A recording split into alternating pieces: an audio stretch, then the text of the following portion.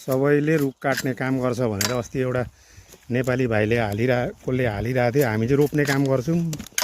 रुख रोपाइ यसरी हुन्छ स्विडेनमा। रुख चाहिँ यसरी रोपिन्छ हैन।